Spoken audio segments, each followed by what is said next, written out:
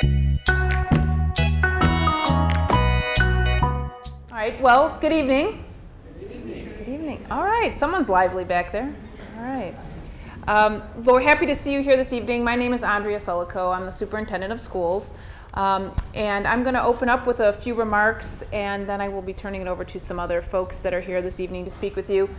First off, before we get started, just a couple of logistical things I want to point out.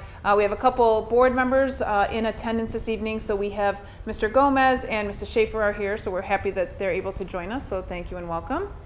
Also want to let you know that we will be recording this event. So if people are unable to make it this evening, or you know people who said, "Oh gosh, I missed it and I'm upset that I missed it," you could say, "Hey, it'll be online." So it'll just take us a couple weeks before we go through the editing process and import slides and things of that nature that we have to do. But we will have it up and running in a couple of weeks, and people can view it as well.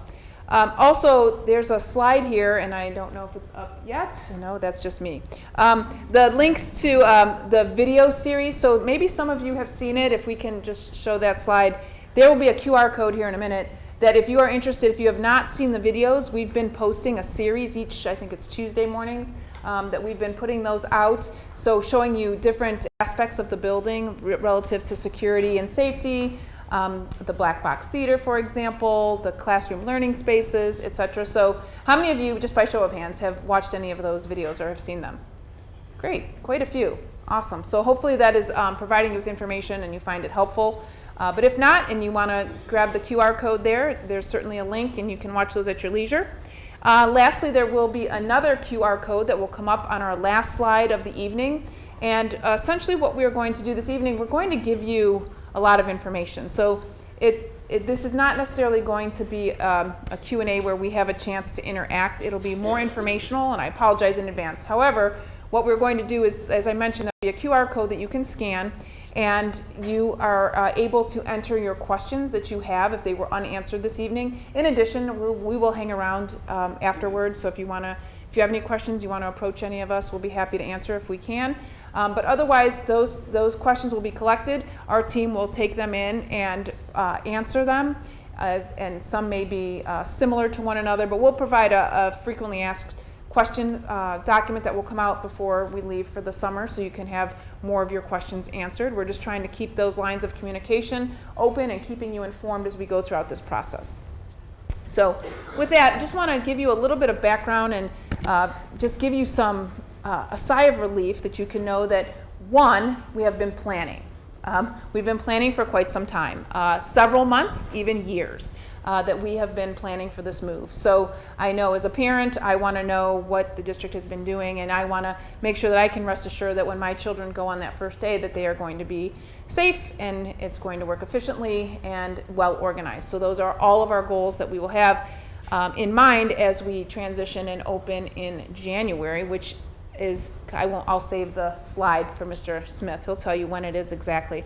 But we have, as I mentioned, planning for months, and we have regular meetings. So we have been meeting with the architects and engineers twice a month, very regularly, twice a month, and even more frequently at times throughout the process. Just this last year, we've been meeting once a month. We call them core team meetings. So we have been meeting, we're in front of the architects, engineers, we're problem solving. We've been taking tours of the building. If changes do come up, some of them I will go firsthand to look to see what it is, so I have a better understanding before we go ahead and make a change order to something, or to look at how things are functioning. It might be an aesthetic, it might be an aesthetic issue, it might be something that's functional. So we have been going on site, making informed decisions, and so I just want to, at least let you know that we have been meeting. And in addition to that, my team at Central Office, our cabinet members, have been meeting monthly, actually sometimes 2-3 times a month, but we definitely have a standing meeting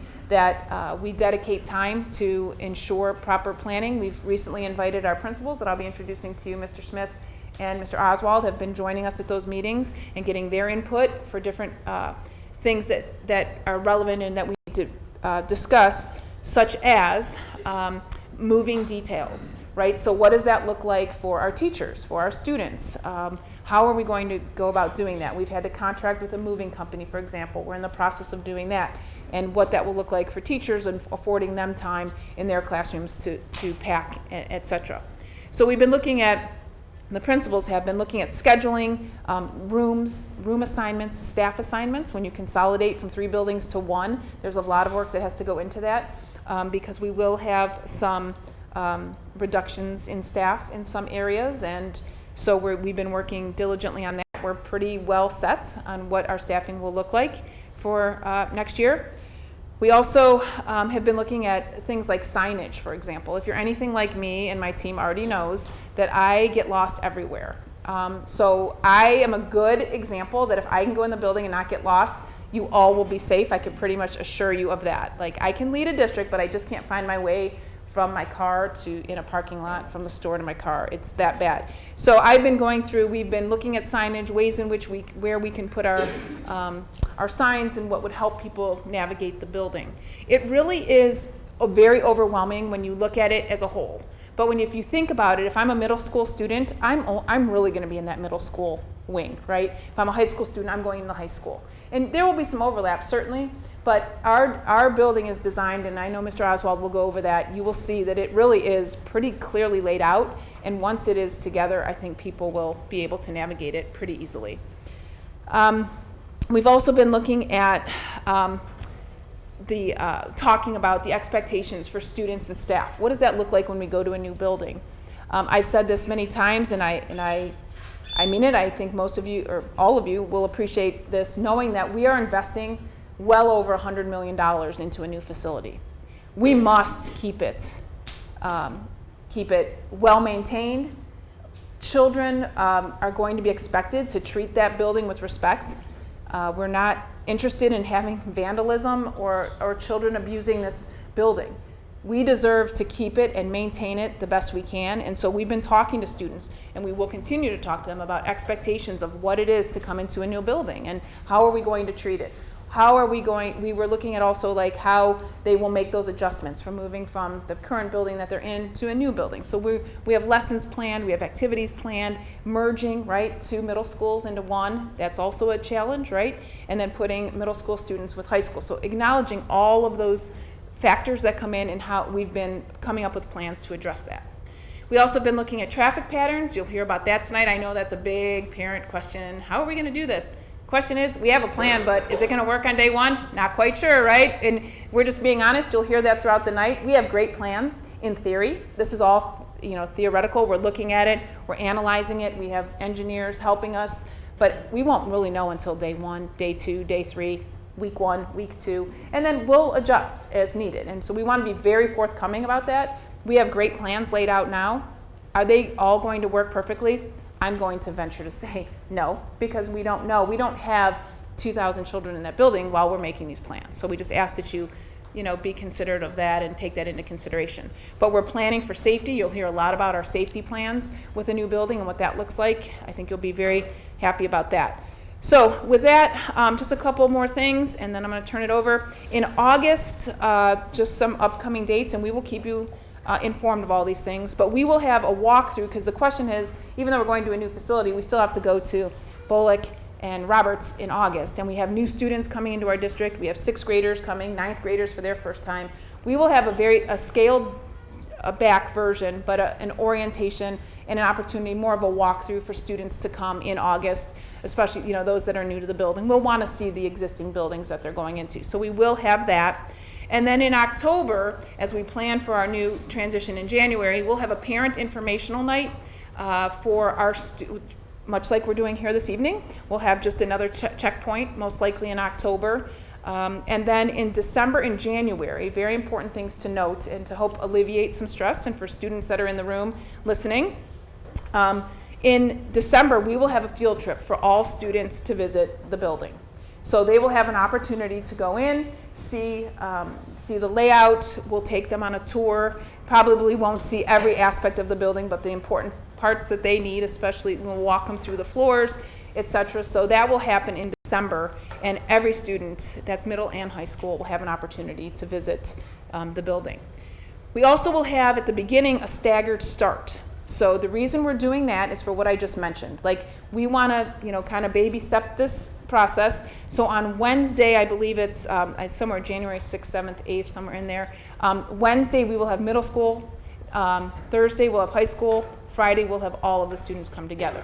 That Monday and Tuesday of that week will be still teachers coming in, transitioning, learning the building themselves. There are things that teachers need to know, their equipment, etc. And that will take some time as well, but those will be some phasing in days. And then we will also have open houses for parents and families yet again to come in and see the schools, and those are on January 6th and 7th right now, tentatively, but that's what we're planning on doing, so you can come in and see it as well. So with that, I kind of gave you the overview and some big picture items, and now Mr. Smith, who's the high school principal, and Mr. Oswald will both be presenting, but I think Mr. Smith is coming up first to give you some more details. Thank you.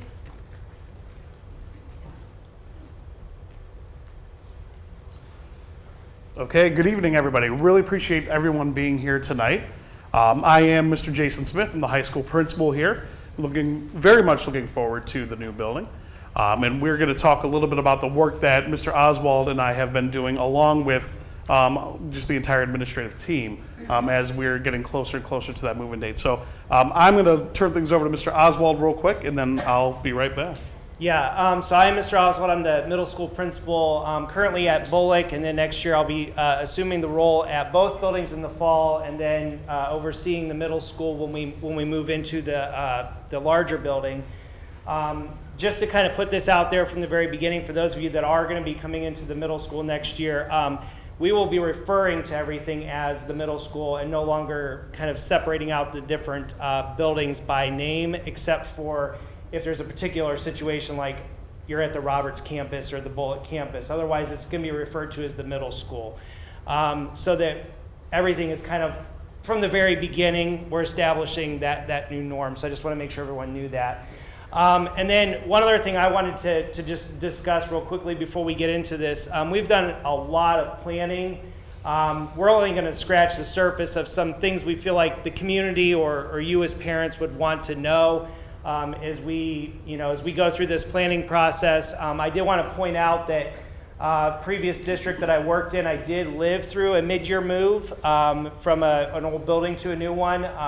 I was a teacher during that time, so I'm looking at it from a different angle, but also bringing in some of that experience that I lived through to this planning process. So please just know that a lot of the things that we're looking at, like all the way down to the flow within the building. So like I had to think through like, okay, our sixth graders are going to be on the first floor, for example. So it doesn't make sense to have them in different parts of the building at dismissal and arrival time. So their lockers are right there. We want to make sure that they can get in and out of the building a little bit quicker because they're the smallest kids that will be in the building. So we've thought about management of who's going to be going up the stairs and down the stairs at different times. There's a lot of aspects that won't necessarily be addressed tonight, but just know that those are things that go through my mind. I'm a very detail-oriented person when it comes to that. So there's a lot of things that are, again, not going to be addressed necessarily per se, but just know that we've thought through a lot of different things. So at the end, if I don't answer some of those questions and you put it in the Q&A, we can certainly address them at the end. All right? Excellent. Yep. Okay, so we're going to jump ahead to this first slide, which it's kind of crazy to think about that literally 8 months from today, we're going to be in this new building. So it's very, very exciting. Like Mr. Oswald and Dr. Selko had mentioned, this process has been very involved for years now. And it's crazy to think that we are going to be there very shortly. January 7th is going to be here before we know it. So very exciting there. We're going to jump into the bell schedule. So we've worked to align the middle school and the high school bell schedule for when we get into the new building. And one of the big reasons for that is for programming opportunities, so particularly for our middle school students who will be taking advanced classes, for example, like in 8th grade.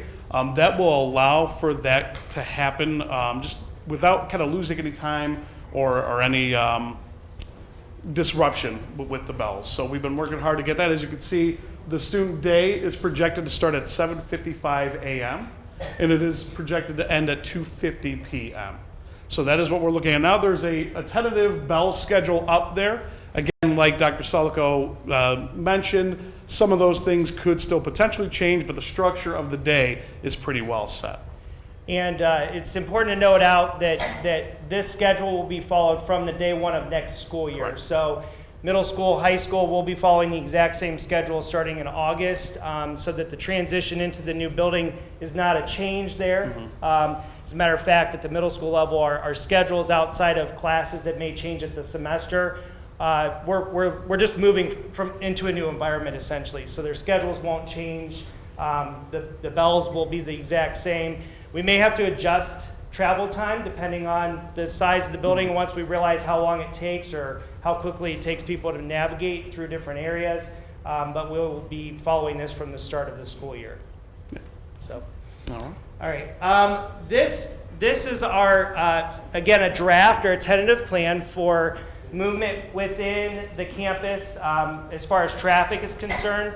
I wanted to take some time to address this one because we've seen a lot of comments or a lot of questions about, right now it takes forever to get through the line at Bullock. Well, I'm fully aware of that, living in that space. One of the things I can say about that, though, is that if you haven't noticed, the new building is basically right against the old building. So, we get bottlenecked in there. It does take some time.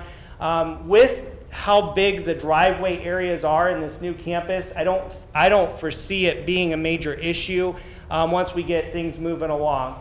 As you can see on here, coming off of Portage Trail, which does run diagonally on the side here, there's a green line with arrows that kind of flow you around to where you see where it says car rider. That will be where anybody that's being dropped off at school and the car is not staying there, so no student drivers, it would just be parents or other people dropping them off. And then they'll exit back out. Right now we're anticipating having people exit to the left and to the right to get people off the campus a little bit quicker. Again, we may need to adjust that depending on how things flow.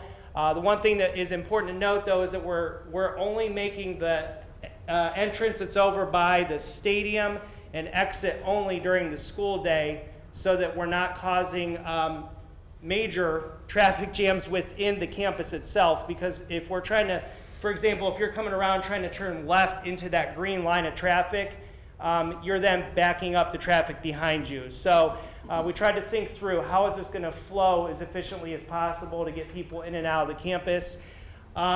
The buses will all come off of 13th Street, which will help alleviate for those of you that do travel through when Bullock does have drop-off in the morning. The buses will not be lined up on the street any longer. They'll actually be on campus. So that'll be an easy drop-off. They do get dropped off curbside. They will enter on this side of the building on 13th Street. I'll talk about that in just a second. And then we'll also have, not in January per se, because there will still be a building standing where the parking lot is supposed to be, but the student parking will be on the left-hand side over here, and those students will also enter where it says bus and driver entrance. And then Mr. Smith will talk about a little bit about the plan for, the tentative plan for before the parking lot's actually put in. So the two entry points that you have up there where the car riders are coming in the back, which is technically the middle school side of the building.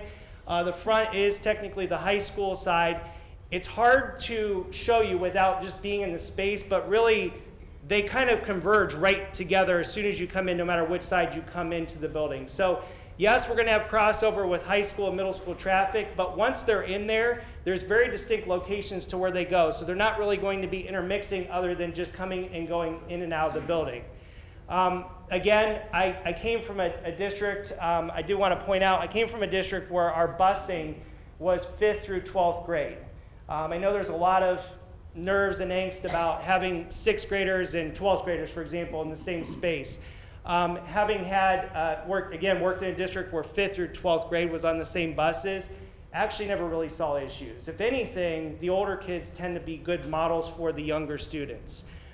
So we visited a number of campuses as we've been doing some planning, campuses that do a 7 to 12 or 6 to 12 kind of setup, and every principal that we spoke to in that scenario often said to us, the high school students really acted like mentors to the middle school students. So for those of you that may be nervous about that, we do have plans internally to keep everybody separated as much as possible, but know that we've talked to other schools and I've experienced where we've had that kind of age gap.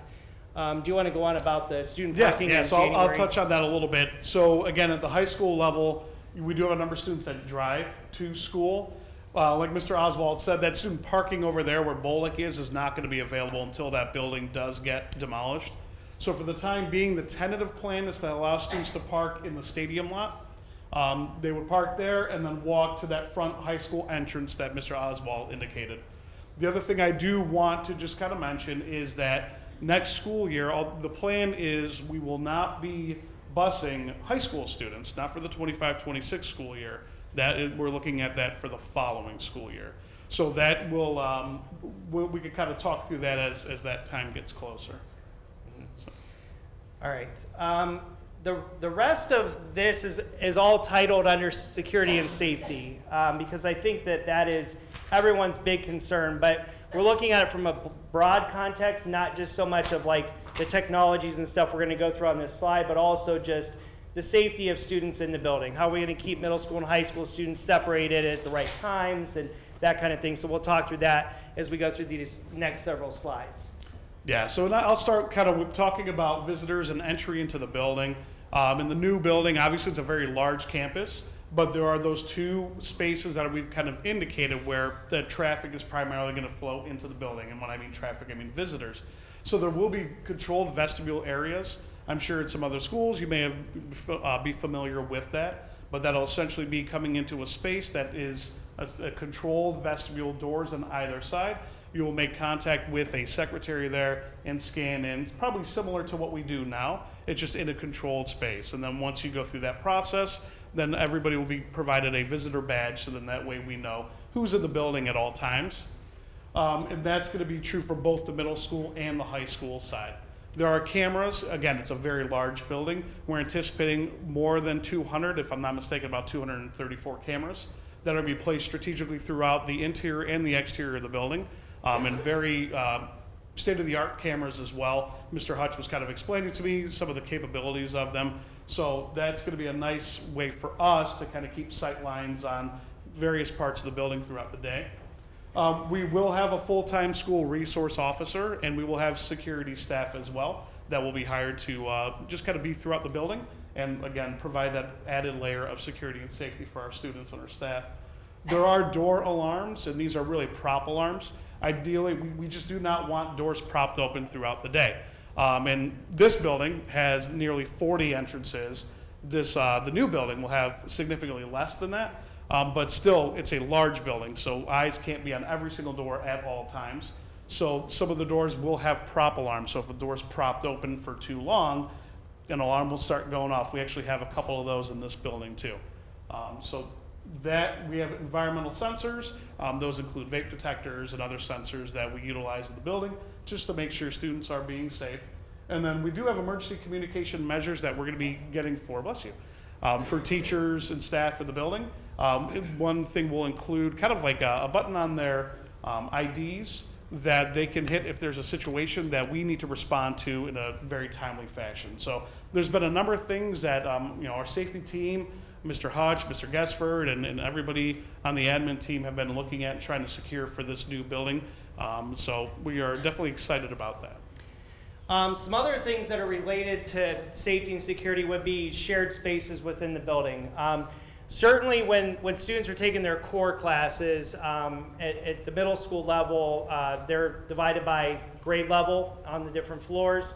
But their unified arts and their electives classes are scattered throughout the building. And there's going to be a slide in a little bit that we'll go through to kind of show you how, even though they're intermixed, they're still separated. So the other thing that we know is an area of concern to a lot of people, or at least we've heard, is about how the cafeteria is going to work. I am going to explain that in just a few minutes as well.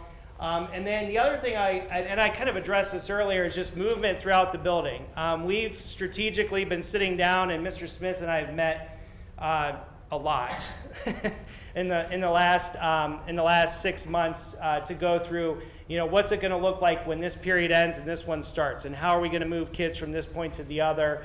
What's the flow of traffic going to be like going up these stairs and down these ones? So I just want to make sure that we're thinking through that. So on the next slide, you will see this is the top portion on this left side is the auditorium. And just underneath it is some of our unified arts classes, our electives. If you look at the far left, you can see how on the far left-hand side we have the middle school art classrooms, and then across the hall from it are high school art classrooms. So yes, they're across the hall from one another. So when kids are going to class, they're certainly going to pass by each other. But the important thing to point out is if you look at the blue line that kind of travels along the top and up the right-hand side here, that leads to the middle school only portion of the building. So the students are going to be traveling that blue line to get to those classrooms. So when they leave that class, they're no longer with high school kids again, right? So the only crossover is going to be in that hallway during that exchange, and then they're separated in the classrooms or going back to their classes.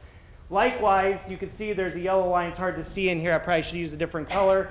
Coming down, the bottom portion's cut off, but basically there's a hall that goes into this side, which is the high school side. So the students do stay separated for the most part, even during class exchanges, even though some of the classrooms are located in the same space. Now, the question we often get is why were they designed that way? Well, if you think about it, there's a lot of shared resources that we no longer have to buy separate of. So like our art teachers that are teaching high school and middle school need similar supplies. We want to house them all in the same storage areas and stuff which are nearby. Or like your music classes, we want all of the music classrooms near each other because our music staff is shared and that kind of thing. So that is the reason why they were designed like that. But just know that, yes, they may be in the hall for a moment with each other, but they're going to be separated once they're in class. If we move on, one other thing, I'm sorry, can we go back? I circled in green as well. So there's another security feature. Is that an alarm that's going on? Oh, okay, sorry, I just heard something. I circled in green right there. So there are fire doors that are inside that kind of separate the different portions of the building, middle school and high school. They're also scattered throughout by design so that if a fire were to break out, that it contains it within that area. The thing that's important to know with those is that they will stay open for a good chunk of the day, but they can certainly be closed. If a fire alarm goes off or if we activate any of our emergency protocols in the office, it'll automatically shut those doors, which cuts off sight lines, cuts off if there's a fire, like I said, it won't travel. So there's a lot of benefits to having those fire doors as well. So those are circled in green. I did that on a couple of these slides just so you could see where they're located. All right, on the next one, we do know that lunch is a concern because all of our lunches will be taking place at about the same time. Our lunch periods will be a half hour, regardless of whether it's middle school or high school, so it'll be 30 minutes. The way that we navigate through this space is really the complicated challenge that he and I have to work out. So we know that the plan going into it may need to change, but I did some experimenting for those of you that currently have students at Bullock on staggering our lunches to try to get some room in there to see how we can navigate through challenges like this. So right now, the seating area for the middle school and high school is totally separate from each other. So you'll see anytime you visit the school, there's two levels to it. The lower level is where our middle school students will be housed. The upper level will be where the high school students are housed. The challenge comes in, we do have a common serving area. So the kitchen is one, again, a shared resource. But the way that we plan to get students through the line is very strategic. So we'll have half of every grade level will go directly, middle school, will go directly into the lunch lines and get through there as quickly as possible. I can tell you from experience at both Bullock and Roberts, it takes anywhere from 4 to 5 minutes for students to get through the line. In most cases, from the ending class period right before their lunch until the tardy bell of the next class, most of our kids are already through the line because they get down there quickly enough that they're able to get through the line. A few minutes in, once our middle school students clear in that first 5 minutes, our high school students will be asked to come and join. And then as soon as they get through in that next 5 minutes, so we're about 10 minutes into that 30-minute period, the final group of middle school students will come through. I've been operating with that same pattern at Bullock this year where we allow kids to have what we call intramurals and lunch. They flip halfway through. It has cut down our discipline issues in the lunchroom and just at that time of the day by nearly 60% this year. So it has worked out well. The students enjoy it because there's a lot of breathing room for them. So the cafeteria at Bullock holds 200 students at most. Right now I have maybe 90 kids in there at a time with some overlap when they're exchanging and one's going to intramurals and one's leaving lunch. But it is, once we got all the kinks worked out at the beginning of last year, it really turned into a very nice pattern and it works out really well. And we think that this will help them get through the lunch lines with middle school and high school efficiently. And certainly, as we've said all along, we'll adjust as we see fit. And if we need to change things around, we can certainly do that. But students will definitely have plenty of time to eat and get through the lines and all that. We'll make sure of that for sure. One last thing I wanted to talk about for those that are going into middle school is one of the questions I get a lot is, what is a pod? We keep saying that the students are going to be arranged by pod. So we'll use sixth grade as an example. Sixth grade will have 3 different teams. We have 300 students in about every grade, so that's 100 students per team, which would be your language arts, math, science, social studies. Those students will stay on that team all day long, and then they're housed inside a pod.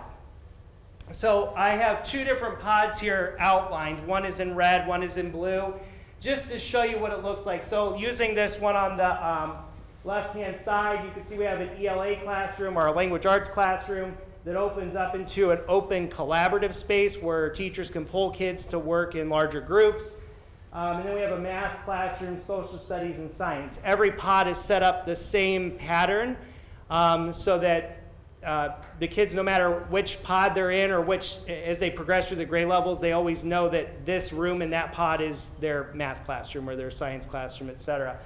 So I just wanted to kind of point that out. And then also to point out, again, the big fire doors that I talked about that are circled in green. That hallway, so the pods are kind of housed inside a space. The hallway itself really is only going to be used when kids are outside the pod. So maybe they're traveling to an elective or they're going back. Otherwise, there's really not much of a need for them to be outside of their pod. So it kind of keeps them contained. So the fears of having, that's what we keep saying, there's not going to be a ton of mixing of the grade levels.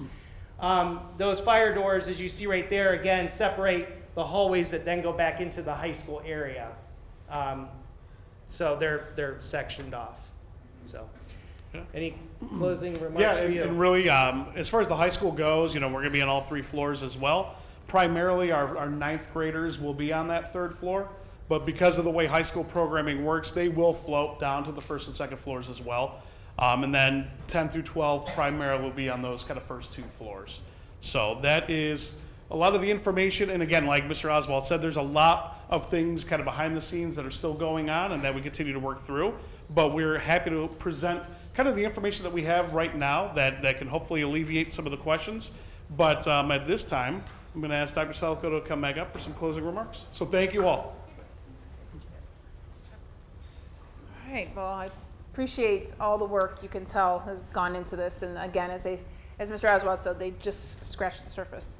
As you see behind me is the QR code. If you don't have access to a QR code, we are more than happy to, someone can, if anyone's watching and they don't have access, can email me, can email one of the principals. Ms. Stewart is our communications and community coordinator relations, so that we can reach out to any of us and we'll be happy to talk to you or email and take your questions. I just want to close by saying we are extremely excited. How many students in here do we have that will be going to the new school? Raise your hand. Let's see it. Okay. Oh, we got a lot. Okay. Who's nervous? Anybody? All right. That's okay. It's okay to admit it. All right. Who's excited? All right. Well, I will tell you, I've been doing this a long time, and it's a unique opportunity to be able to build a new school for students, and it's an amazing experience. It's very time consuming, and as you've heard, lots and lots of meetings, but so well worth it. We're so happy to be able to offer this to our students and are really looking forward to this, and I hope you are as parents and guardians and students. So we're going to do the best we can to make this process as smooth as possible. We are committed to that, and we will keep you informed throughout the process as we go. You can expect another one of these meetings, and as we said, answers to the frequently asked questions. We'll be pushing those things out via Parent Square. So with that, I want to again thank you so much for coming. Again, this will be aired, so if you had questions or missed something or wanted to see a slide again, it will all be there for you, and we will stick around for just a little bit if you have questions. Okay, so thank you very much.